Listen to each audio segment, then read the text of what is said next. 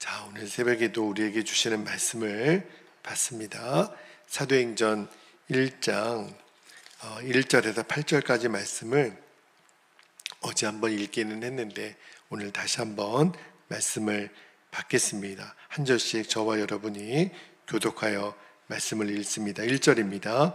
데오빌로요, 내가 먼저 쓴 글에는 무릇 예수께서 행하시며 가르치시기를 시작하신부터 그가 택하신 사도들에게 성령으로 명하시고 승천하신 날까지의 일을 기록하였노라. 그가 고난받으신 후에 또한 그들에게 확신한 많은 증거로 친히 살아계심을 나타내사 40일 동안 그들에게 보이시며 하나님 나라 일을 말씀하시니라.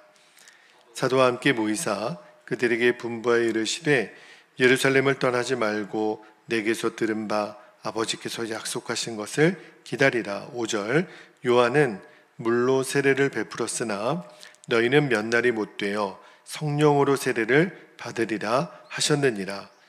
그들이 모였을 때에 예수께 여쭈어 이르되 주께서 이스라엘 나라를 회복하심이 이때니까 하니 이르시되 때와 시기는 아버지께서 자기의 권한에 두셨으니 너희가 알 바 아니요 오직 성령이 너희에게 임하시면 너희가 권능을 받고 예루살렘과 온 유대와 사마리아와 땅끝까지 이르러 내 증인이 되리라 하시니라. 아멘. 하나님 말씀입니다. 오늘 새벽에는 어제와 같은 본문인데 8절 맨 마지막 절에 내 증인이 되리라. 이게 오늘 새벽에 설교 제목이 되겠습니다. 어제 제가 새벽에 그런 말씀을 드렸죠. 성령을 받은 우리에게는 성령님 그분이 권능이시거든요. 그러니까 우리가 성령을 받았다, 성령님이 우리 안에 계시다, 이 말은 우리가 그대로 권능을 받은 자예요. 우리 자체가에게 권능이 있는 게 아니라 성령님 그분이 우리 안에 계시니까. 그래서 우리가 주님의 사명을 감당하기 위하여 우리가 오로지 성령님께 순종하는 자가 되게 해주시도록 어제 새벽에 우리가 기도했었고요. 자, 오늘 새벽에는 그렇다면 하나님께서 우리에게 성령을 주신 이유, 그리고 우리에게 성령의 권능을 주시는 목적에 대한 말씀을 나눌게요. 8절에 나와요. 그게 뭐냐면 예수님의 증인 되라는 거예요. 성령님이 우리에게 오신 이유도, 우리의 권능을 주신 이유도 너희들이 꼭 예수님의 증인이 되라. 증인이 뭐예요? 보고 들은 것을 전하는 자가 증인이거든요. 한마디로 말하면 예수님, 내가 만난 예수님을 전하라는 거예요. 여러분, 사도행전을 우리가 이제부터 읽겠지만 사도행전을 쭉 읽어보면 예수님의 증인들의 기록이에요. 믿음의 사람들이 어떻게 예수님 전했고 또 예수님 전하다가 어떤 역사가 일어났는지가 이 사도행전 전체의 내용이잖아요. 그리고 우리가 읽었던 이 사도행전 1장 8절 말씀이 사도행전의 주제 성구이기도 하죠. 그리고 핵심 말씀이에요. 그리고 이 사도행전 1장 8절이 우리 인생의 목적이기도 하고 교회가 존재하는 이유이기도 합니다. 한마디로 말하면 교회도 성도도 예수님의 증인이 되라는 거예요. 여러분, 우리가 예수님을 믿잖아요. 우리가 예수님을 믿는 이유는 우리가 예수님 믿고 구원받기 위해서 믿는 거예요. 그러니까 예수님만이 우리를 구원하시는 분이란 말입니다. 자, 요한복음 14장 6절에 예수님이 이렇게 말씀하셨잖아요. 내가 곧 길이요 진리요 생명이니 나로 말미암지 않고는 아버지께로 올 자가 없느니라. 하늘아버지께 가는 유일한 통로는 예수님밖에 없어요. 물론 다른 종교들도요, 이 진리라는 이름으로 가르침은 있습니다. 그러나 그거는 진짜 진리가 아닌 거예요. 진짜 진리 그 자체는 오직 예수님밖에 없습니다. 그러니까 예수님의 말씀이 참과 거짓, 진리와 비진리를 구분하는 기준이 되죠. 그리고 예수님은 우리의 생명이 되신다 그랬어요. 그러니까 예수님을 믿는 자만이 영원한 생명을 받는 거예요. 여러분, 예수님을 믿는 자만이 하나님이 예비하신 그 천국의 영광을 누리잖아요. 우리는 천국을 본 자가 없습니다. 그러나 하나님 예수님 말씀에 또 성경에 기록된 그 천국의 묘사를 보면은 정말 그 천국에서 누리는 행복, 기쁨, 평안 비교할 수 없는 거죠. 이 세상하고 어떻게 비교가 되겠어요? 그런데 여러분 이런 말씀 들으면 어떨 것 같아요? 여러분이 이 세상보다 천국이 너무너무 좋고 너무너무 평안하고 기쁨이 가득한 것을 아는데, 자, 지금 당장 천국에 가시기 바랍니다. 그러면은 어떤 마음이 드냐면 말씀은 이해가 되겠는데 별로 썩 기분은 안 좋아요. 여러분에게 지금 당장 천국 가시기 바랍니다 이러면 나보고 죽으라는 소린가? 이렇게 받아들이는 분도 있을 수 있어요. 여러분, 천국이 분명 이 세상보다 좋은 것을 우리는 알죠. 그리고 믿죠. 그런데도 왜 이 세상에서 조금이라도 더 살고 싶을까요? 천국이 그렇게 좋은데 말입니다. 죽는 것에 대한 두려움 때문에 그럴까? 사랑하는 사람하고 헤어지는 슬픔 때문에 그럴까? 우리는요, 이 땅에서 조금이라도 더 살고 싶어 해요. 그죠? 근데 우리가 진짜 죽음을 두려워하는 이유가 있다는 거예요. 우리의 영이 그거를 안다는 거예요. 그게 뭐냐면 하나님이 저와 여러분에게 맡겨주신 사명이 있거든요. 그 사명을 제대로 감당하지 못한 사람은요, 죽음이 두렵다라는 거예요. 참 놀랍죠? 우리의 육신은 모를지 모르겠지만 우리의 영은 안다는 거예요. 하나님이 내게 주신 사명을 감당하지 못한 채로 하나님 앞에 서는 것이 얼마나 두렵고 부끄러운 일인가를 내 영이 알고 있기 때문에 죽음이 두렵다는 거예요. 여러분, 하나님이 저와 여러분을 구원하시고 천국이 너무 좋은 곳이면 바로 데려가시면 좋잖아요. 그죠? 우리가 이 세상을 살아가는 일이 결코 만만치 않잖아요. 고난도 많고 힘든 일도 많고. 천국이 그렇게 좋은 곳이라면 하나님이 당장 우리를 데려가시는 게 더 좋은 거 아닙니까? 그런데도 하나님이 우리를 이 땅에 남겨놓으셨어요. 그 이유가 뭔지를 우리가 이제는 알아야 됩니다. 그게 뭐냐면 나만이 감당할 수 있는 사명을 하나님이 주신 거예요. 그 사명 감당하라고. 사명은요, 해도 되고 안 해도 되는 일이 아니에요. 내 생명을 다해서라도 반드시 감당해야 되는 게 사명이거든요. 여러분, 사역은 성도마다 다 다르죠. 바뀔 수도 있고요. 그러나 사명은 하나밖에 없어요. 사명은 바뀌지 않습니다. 우리 성도의 사명이 뭐죠? 바로 예수님의 증인 되는 거예요. 여러분이 이 사실을 절대 잊으면 안 돼요. 내가 살아가는 이유, 교회가 존재하는 목적, 바로 예수님 증인되라고. 그래서 우리에게 성령을 주신 거예요. 저와 여러분 안에 성령님이 계시다면 우리는 다 예수님의 증인입니다. 증인되라고 성령님이 오신 거거든요. 우리는 한 사람도 예외 없이 성령을 받았잖아요. 그래서 우리가 예수님의 증인인 거예요. 여러분, 우리가 가정도 사명이고 또 공부도 직장도 사명이 될 수 있겠지만, 그러나 진정한 의미에서 사명은 아니에요.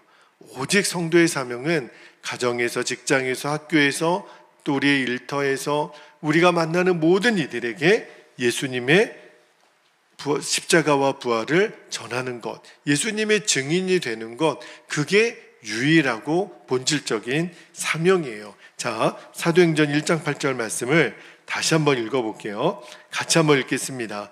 오직 성령이, 시작. 오직 성령이 너희에게 임하시면 너희가 권능을 받고 예루살렘과 온 유대와 사마리아와 땅끝까지 이르러 내 증인이 되리라 하시니라. 자, 이 8절 말씀에 보면 성령이 임하여 권능을 받으면 제일 먼저 어디로 가라 그랬냐면 예루살렘이라 그랬어요. 이 예루살렘이 갖고 있는 이 영적인 의미는 나와 가장 가까운 곳에 있는 사람들, 대표적인 사람이 가정이죠. 그리고 가족들, 또 친척들, 내 옆집에 사는 이웃들, 내 친구들, 이게 예루살렘이에요. 그러니까 우리가 첫 번째 증인되어야 될 대상이 나와 가장 가까이 있는 사람들. 두 번째는요, 온 유대라 그랬어요. 유대에 예수님을 전하라. 유대는요, 우리로 치면 바로 이 익산 땅이 됩니다. 그리고 우리가 같은 언어권인 이 대한민국이 바로 이제 유대가 되겠고, 사마리아는 누굴까요? 사마리아는 우리가 외면했던 사람들, 유대인들에게 사마리아는요, 상종하지 않는 사람들이었거든요. 요한복음 4장에 그 수가성 우물가의 여인에게 예수님이 물을 달라 그랬을 때 여인이 의아해했죠. 어떻게 유대인이 그 사마리아 사람에게 물을 달라 그러냐. 그러니까 사마리아는요, 우리의 대적들, 상종하지 않는 사람들, 외면했던 사람들, 대표적인 사람들이 아마 북한이나 물론 북한은 땅끝도 될 수 있겠지만 일본이나, 우리가 완전히 외면했던 사람들, 관심에서 없었던 사람들, 그죠?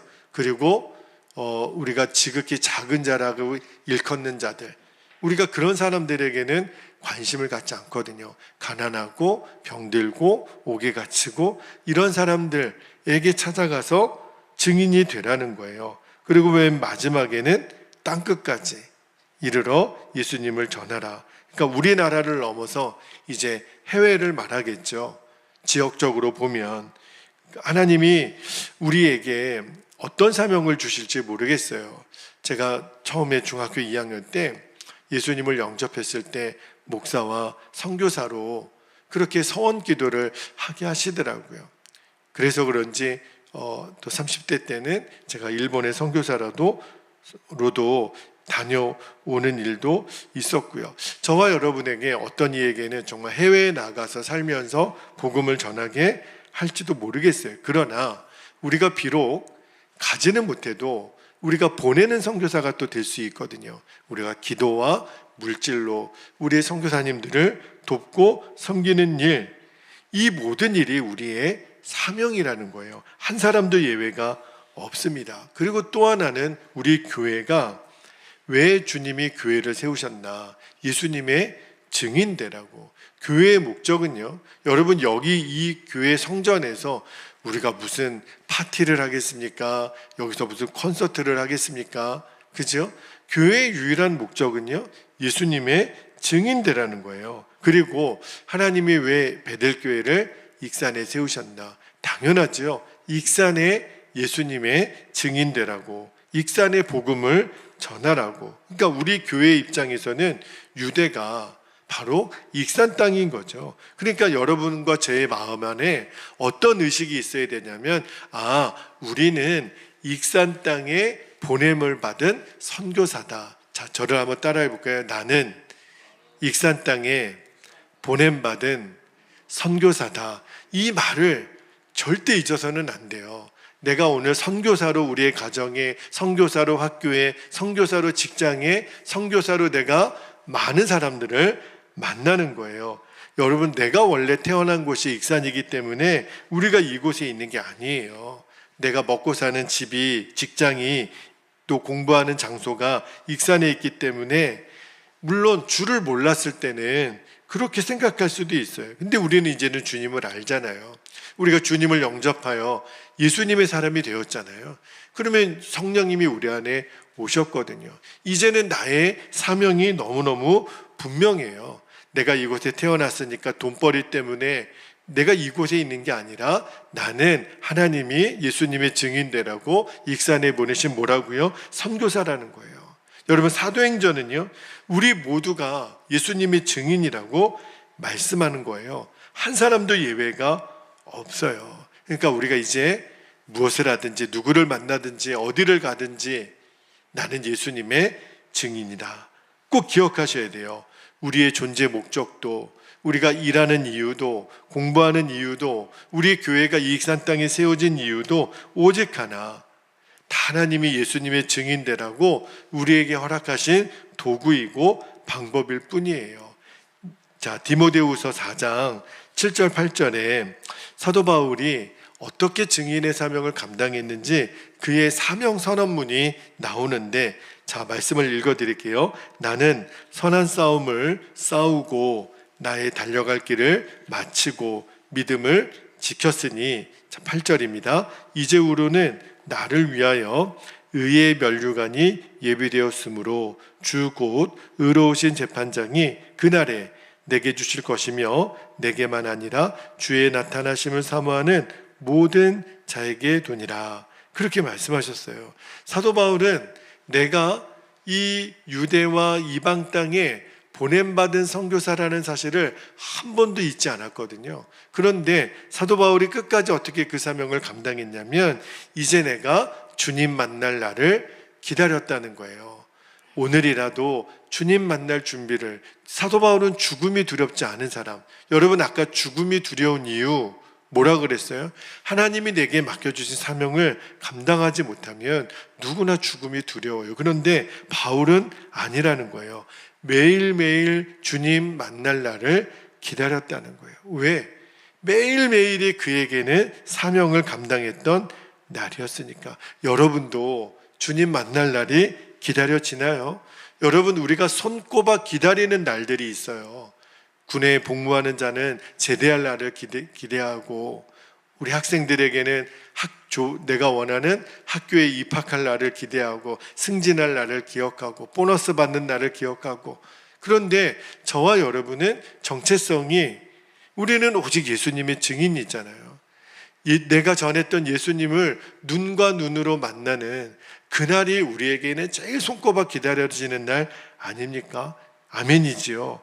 여러분, 이제는요, 사명의 길을 걸어가는 게 두렵지 않아요. 이제는 우리가 세상이 우리들의 눈에 들어오지 않습니다. 그래서 예수님이 성령님을 우리에게 보내주신 거예요. 준철아, 너는 예수님의 증인이 돼야 돼. 그래서 제가 할 일은 오늘도 오직 성령님을 의지하는 거예요. 성령님이 내게 주신 권능을 따라 사는 거죠.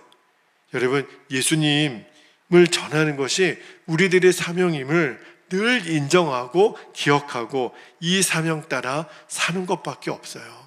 어제 전도 컨퍼런스 이제 7월 1일에 있게 되는 마지막 결선 때 어떻게 간증하고 어떻게 프리젠테이션을 할 것인지 13명의 목사님 만나서 이제 마지막 결선만 남겨두고 있습니다. 저는 그날 우리 할 수만 있으면 우리 교우들이 다 같이 가셔서 함께 그 자리에 증인으로 섰으면 좋겠어요.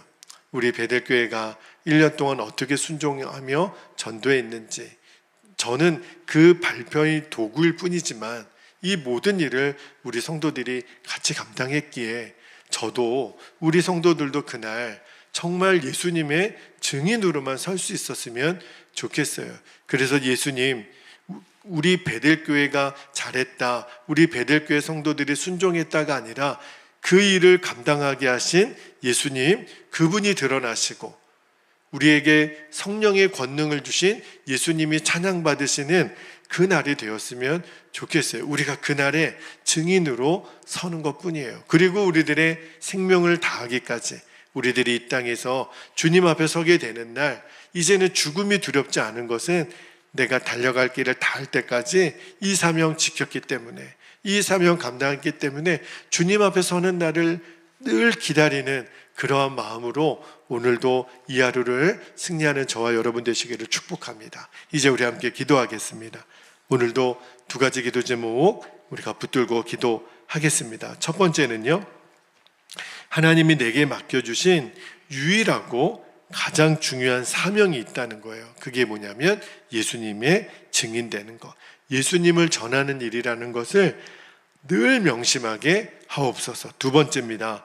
우리 베델교회의 존재 목적이 예수님을 전하는 일이라는 거 믿고요, 내가 익산 땅에 보냄받은 선교사다, 이 사명을 우리가 잊지 않는 거예요. 여러분은 선교사입니다. 나는 이 익산 땅에 선교사로 보냄받은 거예요. 이 사명 끝까지 감당하게 하옵소서. 우리 두 가지 기도 제목 우리가 붙들고 주님의 이름을 간절히 부르신 후에 통성으로 기도하겠습니다. 주여